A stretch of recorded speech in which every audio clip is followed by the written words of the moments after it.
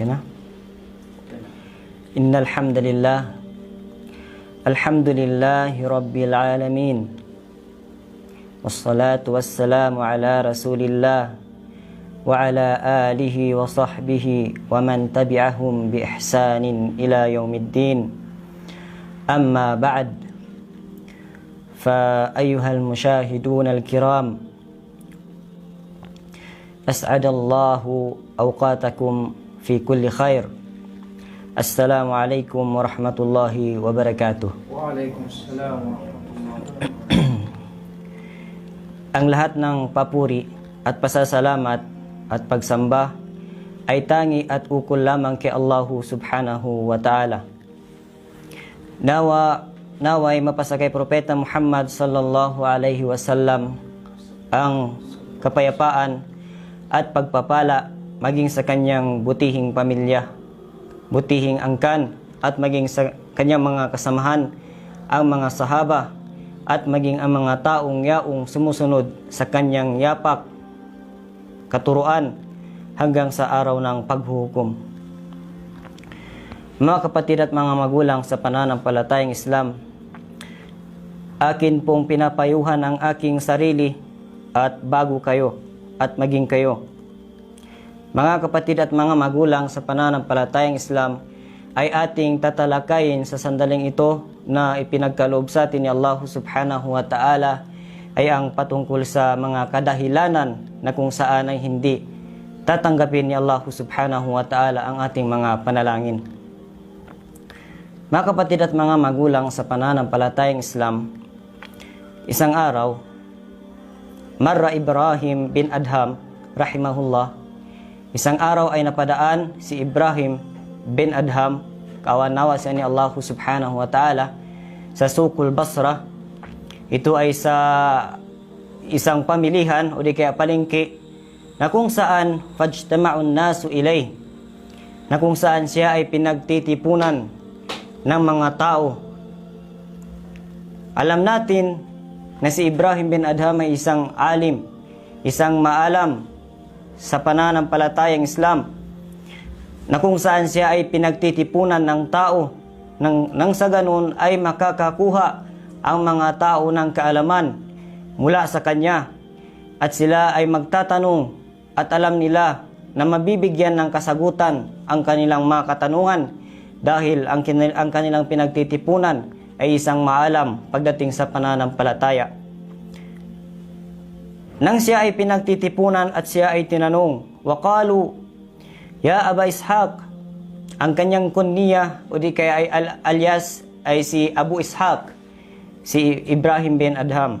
Kanilang sinabi, O Aba Ishaq, Abu Ishaq, inna Allah ta'ala yaqul, katotohanan si Allah subhanahu wa ta'ala ay nagsabi, wa qala rabbukum ud'uni astajib lakum. Hindi baga nagsabi si Allah subhanahu wa ta'ala, ang sabi ng inyong Panginoon ay humiling kayo sa akin at yun ay aking didinggin, yun ay aking tatanggapin. Kanilang sinabi, wa nahnu nad'u fala yustajabu lana. O Aba Ishaq, kami ay nananalangin, ngunit ito ay hindi tinatanggap ni Allah subhanahu wa ta'ala. Sinabi ni Ibrahim bin Adham sa kanila, lianna qulubakum matat bi asyrati asya. Sa katotohanan, ang inyong puso ay mangamatay sa 10 kadahilanan, sa 10 bagay. Qalu, ang sabi nila, wama hiya, ano ang mga iyon? Ya Abu Ishaq, ano ang mga iyon? Sinabi ni Ibrahim bin Adham, kanyang sinabi, innakum araftumullah falam tuaddu haqqahu. Sa katotohanan, kayo ay kilala ninyo si Allah subhanahu wa ta'ala, ngunit hindi nyo ibinibigay sa Kanya ang Kanyang karapatan. Mga kapatid at mga magulang, alam natin ang karapatan ni Allah subhanahu wa ta'ala ay siya ay sambahin, ay siya ay hindi bigyan ng katambal ng anupaman. Alam natin si Allah subhanahu wa ta'ala, siya ang nagbibigay sa atin ng mga pangangailangan, lahat ng ating pangangailangan. Alam natin si Allah subhanahu huwa ta'ala ay tagapaglikha ng alamin, ng lahat ng nilalang. Hadis mula kay Muadh bin Jabal radhiyallahu anhu, kawan nawas ni Allah subhanahu wa ta'ala, qal kuntu ridfa Rasulillah sallallahu alaihi wasallam ala himarin yuqalu lahu Ufair. Hadis mula kay Muadh bin Jabal, kawan nawas ni Allah subhanahu wa ta'ala, kanyang sinabi, ako ay nakaangkas kay Propeta Muhammad sallallahu alaihi wasallam sa isang himar, sa isang donkey. Ang pangalan ng donkey ay si Ufair. Kanyang sinabi ng mahal na Propeta Muhammad sallallahu alaihi wasallam, Ya Muadh, atadri ma haqqullahi 'ala al-ibad? O Muadh, alam mo ba kung ano ang karapatan ni Allah subhanahu wa ta'ala sa kanyang mga alipin? Wa ma haqqul ibad 'ala Allah? At ano naman ang karapatan ng mga alipin kay Allah subhanahu wa ta'ala? Qala qult Allahu wa rasuluhu a'lam. Sinabi ni Muadh bin Jabal, Ya Rasulullah, si Allah lamang at ang kanyang propeta ang nakakaalam. Sinabi ng mahal na propeta Muhammad sallallahu alaihi wasallam, fa inna haqqallahi 'ala al-ibad an ya'budu Allah wa la yushriku bihi shay'a. Katotohanan, sabi ng mahal na propeta Muhammad sallallahu alaihi wasallam, katotohanan ya Muadh, ang karapatan ni Allah subhanahu wa ta'ala sa kanyang mga alipin ay ang sambahin siya at hindi siya bibigyan ng katambal ng anupaman.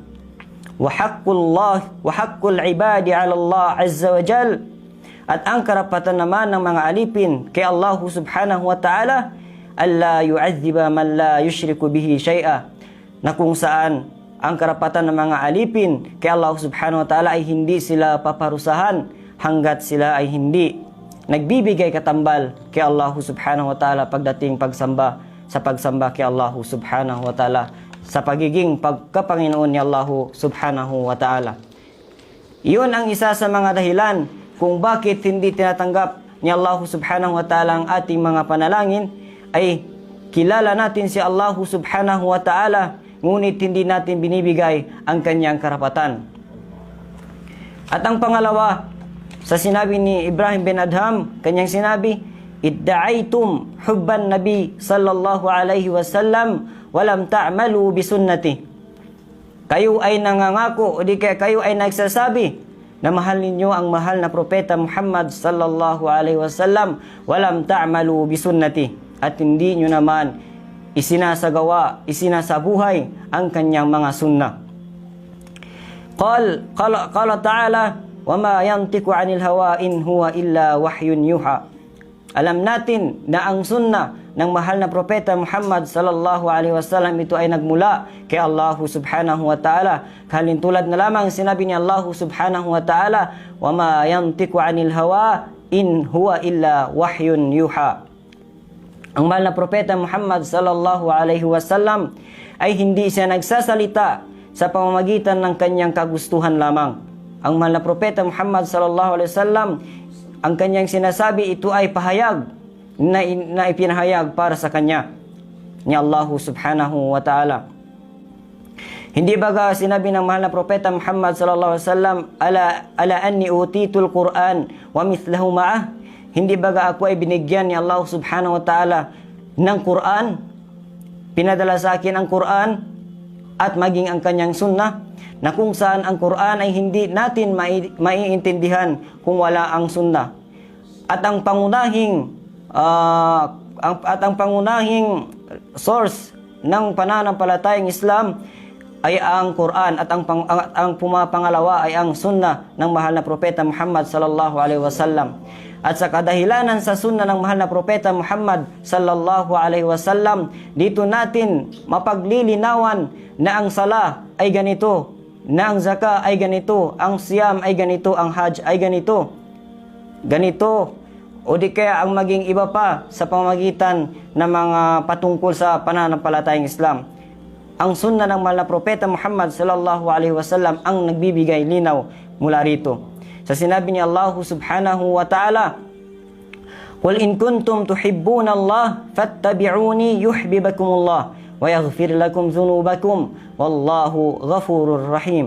Sinabi ng Allah subhanahu wa ta'ala, O Muhammad, iyong sabihin, kung kayo ay mahal ninyo si Allah subhanahu wa ta'ala, fattabi'uni, ay kung gayon ay inyong sundan kung anuman ang ipinag-utos ni Allah subhanahu wa ta'ala, yuhibbukumullah, nang sa gayon ay kayo ay mamahalin ni Allah subhanahu wa ta'ala, wa yaghfir lakum dhunubakum, at papatawarin ni Allah subhanahu wa ta'ala ang inyong mga kasalanan, wallahu ghafurur rahim, at katotohanan si Allah subhanahu wa ta'ala ay mapagpatawad at mawain.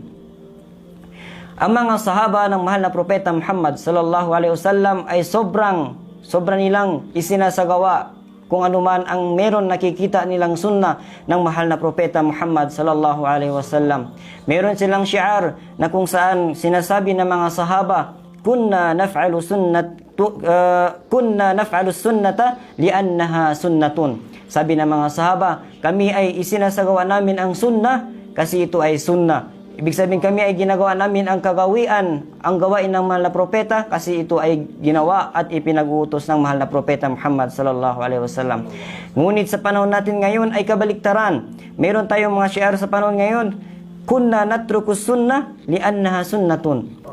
Sa panahon natin ngayon, iniiwan natin ang sunnah dahil ito ay sunnah lang. Hindi baga ang sabi, ang sunnah ay yusabu fa'iluhu wala yu'aqab tarikuhu. Ang sino man ang gumawa ng sunnah ay magkakaroon ng gantimpala. Ang sino man ang mangiwan ay walang gantimpala at walang kasalanan. Yun ang problema sa atin, mga kapatid at mga magulang. At ito ay sa kadahilanan na hindi tatanggapin ang ating dua. Sa kadahilanan na nagsasabi tayo, idda'aytum hubban nabi sallallahu alaihi wasallam walam ta'malu bisunnati. Nagsasabi tayo na mahal natin ang mahal na propeta Muhammad sallallahu alaihi wasallam, ngunit hindi naman natin isinasagawa kung ano man ang kanyang mga sunnah o di kaya mga gawi.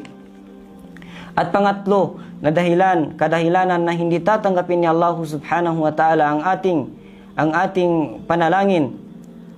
Sinabi ni Ibrahim bin Adham, qara'tumul Qur'an walam ta'malu bihi. Kanyang sinabi, kayo ay nagbabasa ng Qur'an, ngunit hindi nyo naman isinasagawa kung ano ang merong aral, hukom, pinag-uutos mula rito.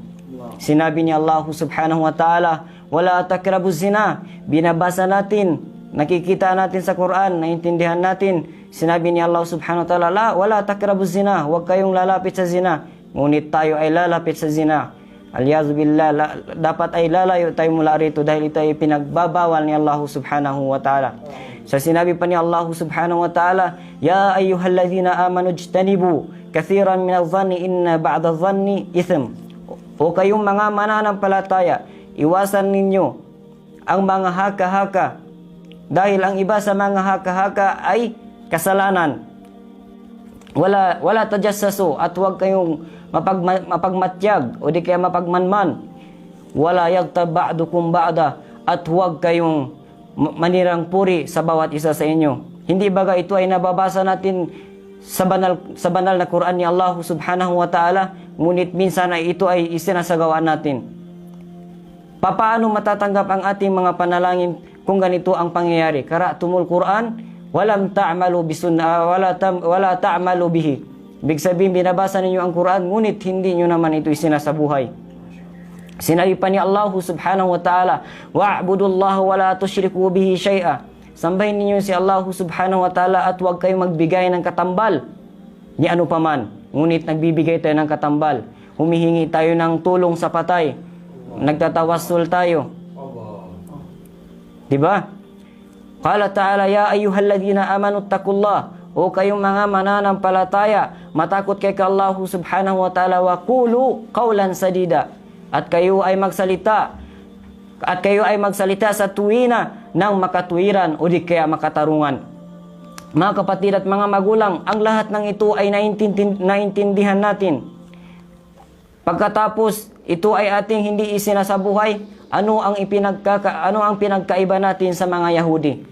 Sa mga Yahud, dahil ang mga Yahud, sila ay naiintindihan nila kung ano man ang sinasabi, kung ano man ang batas, ngunit hindi nila isinasabuhay.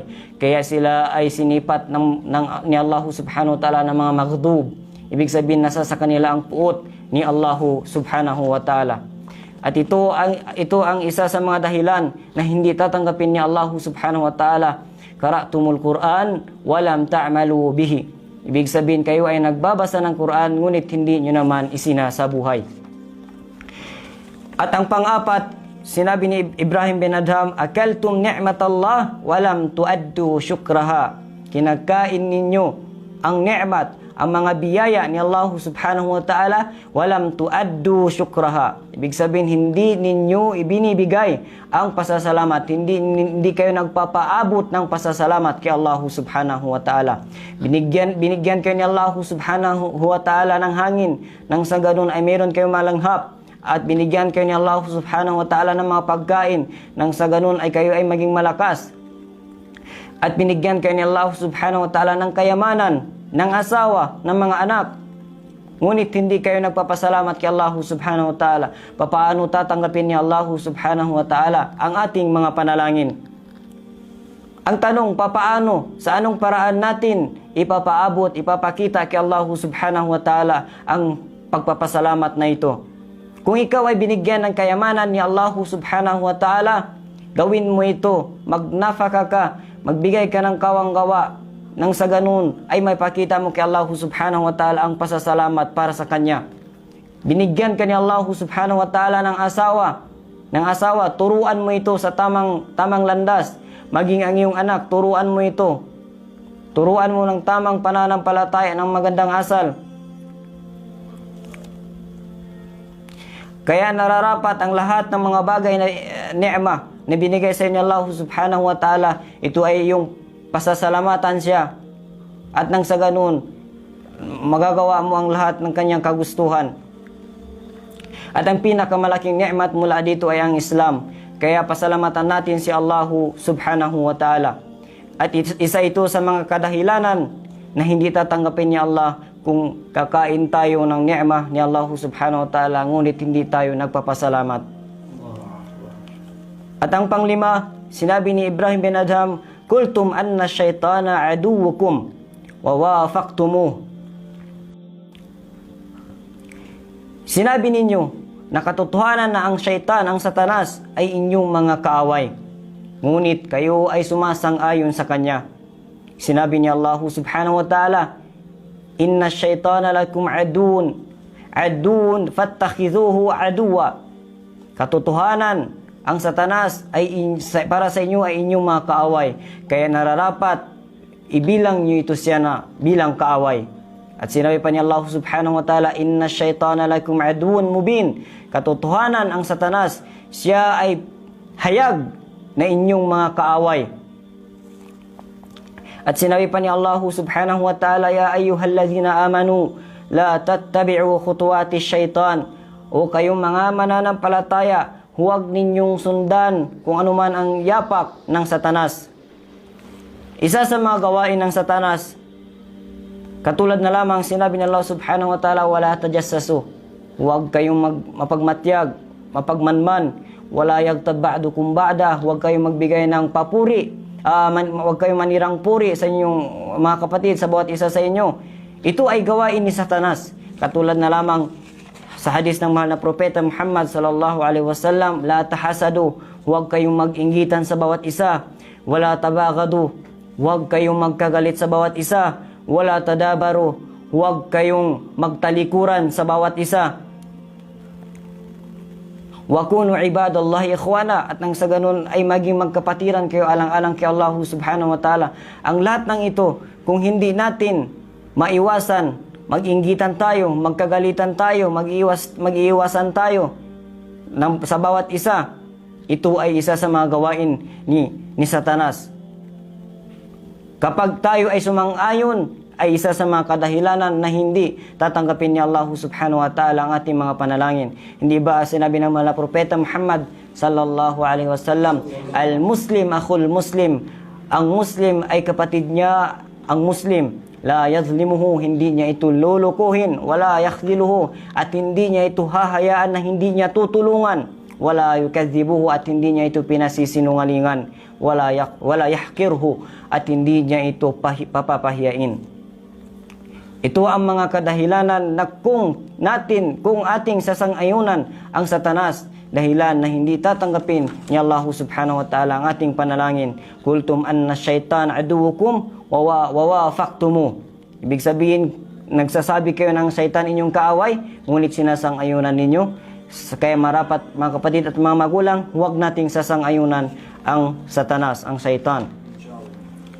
At ang pang-anim, sinabi ni Ibrahim bin Adham, Qultum innakum mustaquna lil jannah falam ta'malu laha. Ang sabi ninyo, kayo ay namimiss ninyo na ang paraiso. Kayo ay nananabik na sa paraiso. Falam ta'malu laha. Ngunit hindi nyo naman isinasagawa ang dahilanan na makakapasok kayo sa paraiso. Pagdating sa pagpasok ng paraiso, kailanman ay hindi tayo makakapasok sa pamamagitan ng ating gawa. Maging ang sala, maging ang zaka, maging ang saw, maging ang hajj natin, hindi yun ang dahilan na makakapasok tayo sa paraiso. Ngunit, ang dahilan na makakapasok tayo sa paraiso ni Allah subhanahu wa ta'ala ay ang kanyang awa. Maawa si Allah subhanahu wa ta'ala sa pamamagitan ng pagsunod sa kanya. Dahilan sa pagsamba mo, dahilan sa pagpuasa, pagsawm mo, paghajj, pagzaka, yun ang dahilan na maawa sa iyo si Allah subhanahu wa ta'ala at dahilan na makakapasok ka sa kanyang paraiso. Ito ang isa sa mga dahilan na hindi tatanggapin ni Allah subhanahu wa ta'ala ang iyong panalangin. Qultum innakum mustaquna lil jannah falam ta'malu laha. Nagsasabi kayo na kayo ay nananabik sa paraiso, ngunit hindi nyo naman isinasagawa kung anuman ang dahilan na makakapasok kayo sa paraiso. Ang dahilan na makuha ninyo ang rida, ang awa ni Allah subhanahu wa ta'ala. At ang pangpito, sa sinabi ni Ibrahim bin Adham, kanyang sinabi, Kultum innakum takhafuna minan nar falam tahrubu minha. Ang inyong sinabi, na katotohanan, kayo ay natatakot sa impyerno, ngunit hindi naman kayo umiiwas mula dito. Alam natin na ang impyerno ni Allah subhanahu wa ta'ala laha sab'atu abwabin likulli babin minhum juz'un maksum. Ang pintuan, ang impyerno ni Allah subhanahu wa ta'ala ay meron siyang 7 pintuan, at sa bawat pintuan ay meron itong itinalagang bahagi para sa kanila ni Allah subhanahu wa ta'ala. Mga kapatid at mga magulang, sa anong paraan natin maiiwasan ang pagpasok sa impyerno? Sa anong paraan? Iiwasan natin ito kung anuman ang ipinagbabawal ni Allah subhanahu wa ta'ala. Kung natatakot tayo sa impyerno ni Allah subhanahu wa ta'ala, iiwasan natin ang ikinapupuot na gawain na ayaw ni Allah subhanahu wa ta'ala. Ito ang isa sa mga dahilan na hindi tatanggapin ni Allah subhanahu wa ta'ala ang ating panalangin. Kultum innakum takhafuna minan nar falam tahrubu minha. Nagsasabi kayo ay natatakot sa impyerno, ngunit hindi naman kayong umiiwas mula dito. Kumbaga, gumagawa pa tayo ng kadahilanan na makakapasok tayo mula rito. At ang pangwalo sa sinabi ni Ibrahim bin Adham, kanyang sinabi, Kultum innal mauta haqqun walam tasta'iddu lah. Ang sabi ninyo, katotohanan ang kamatayan ay totoo, ngunit hindi kayo naghahanda. Hindi bagat sinabi ni Allah subhanahu wa ta'ala, kullu nafsin zaikatul maut? Hindi ba lahat ng may buhay ay makakalasap ng kamatayan? Mga kapatid at mga magulang, habang ikaw ay nabubuhay, katulad ng sinabi ni Umar bin Khattab, kanyang sinabi, hasibu anfusakum qabla an tuhasabu, wazinu a'malakum qabla an tuzana alaykum. Sinabi ni Umar bin Khattab, kanyang sinabi, kwentahin ninyo ang inyong mga sarili bago pa aabot ang panahon na kayo ay kukwentahin na ni Allah subhanahu wa ta'ala. Wazinu a'malakum qabla an tuzana alaykum. Inyong titimbangin ang inyong mga gawa bago pa darating sa panahon na titimbangin na ni Allah subhanahu wa ta'ala ang inyong gawa. Paghandaan natin ang ating kamatayan. At ito ang isa sa mga dahilan na hindi tatanggapin ni Allah subhanahu wa ta'ala ang ating panalangin. Kultum innal mauta haqqun, ang sabi ninyo ang kamatayan ay makatotohanan, tunay, walam tasta'iddu la, subalit hindi mo naman ipinaghahanda nito. At pangsiyam sa sinabi ni Ibrahim bin Adham, kanyang sinabi, ishtaghaltum bi'uyubin nas wa nasitum uyubakum. Kayo ay busy, kayo ay sobrang busy sa mga kapintasan ng mga tao. Sabi niyo si Pulan ay ganito, si Pulan ay ganito, maninirang puri kasi ganito, si ganito, ganyan. Wa nasitum uyubakum. At nakakalimutan naman ninyo na meron din pala kayo na kapintasan, mga kapintasan. At ito ay isa sa mga kadahilanan na hindi tatanggapin ni Allah subhanahu wa ta'ala ang ating mga panalangin. Nabibisi tayo sa kapintasan ng ibang tao, ngunit nakakalimutan natin ang ating kapintasan. At ang pangsampo at ang panghuli, sinabi ni Ibrahim bin Adham, kanyang sinabi, dafantum mautakum walam ta'tabiru bihim. Inyong nililibing ang inyong mga patay, subalit hindi kayo nakakakuha ng aral mula sa kanila. Sinabi ng mahal na propeta Muhammad sallallahu alaihi wasallam, kuntu nahaytukum an ziyaratil qubur ala fazuruha fa innahu tudhakkirul maut fa innahu tudhakkirul akhirah. Sinabi ng mahal na propeta Muhammad sallallahu alaihi wasallam, hindi baga aking ipinagbabawal ang pagbisita sa libingan, ngunit sabi niya ay bisitahin ninyo. Fa innahu tudhakkirul akhirah. Sa katotohanan, ito ay nagpapaalala sa inyo na sa kabilang buhay. Mga kapatid at mga magulang sa pananampalatayang Islam, ang puso ng isang tao ay nagkakaroon ng kalawang. Sinabi ng mahal na propeta Muhammad sallallahu alaihi wasallam fima ma'anal hadith, sa kanyang sinabi na ang puso ng isang tao ay magkakaroon ito ng kalawang. At ito ay tinuro ng mahal na propeta Muhammad sallallahu alaihi wasallam kung paano ito maalis. Ang kanyang sinabi, paramihin ninyo ang pagbabasa ng Quran at pangalawa ay paramihin ninyo ang pag-aalala sa kamatayan.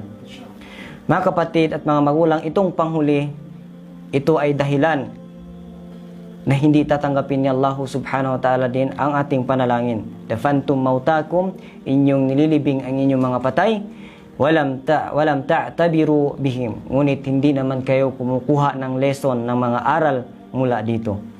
Na kung saan tayo ay mga matay din, walang magiging bato. Kahit ang mahal na propeta Muhammad sallallahu alaihi wasallam ay nauna na sa atin. Siya ay pinakamamahal ni Allah subhanahu wa ta'ala.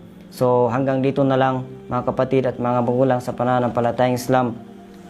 Kung meron mang sobra, ito ay dahil sa kahinaan ng aming kaalaman at mga kamalian. Sana ipatawarin tayo ni Allah subhanahu wa ta'ala at ipasok tayo sa kanyang paraiso, inshallah ta'ala. Amin.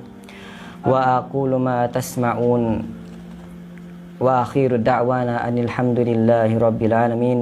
Assalamualaikum warahmatullahi wabarakatuh. Waalaikumsalam.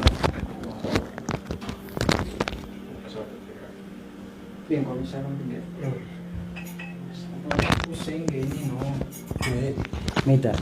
Na yaiin takalewe tebi dem buat himumungan tebi magtagalog. Handa ka mulali bang weman magtagalog misara duman bang bahasate. Pege duman mian bang sate. Amban Palawan mian. Magsyukur si iye, rabi bang si Allah Ta'ala. Karon kita bibalik ko ni waktu. Magpaisip ko yene si oras ko ito na inin. Nayamiaan bentuk kepengurung ka amin para si sangem itu murah-murahan mangpanisab kita bi inurungan nikmat pebalik supaya makapag urong pangajian si labian yene pente miaan page tenin. Syukur. Assalamualaikum warahmatullahi taala wabarakatuh.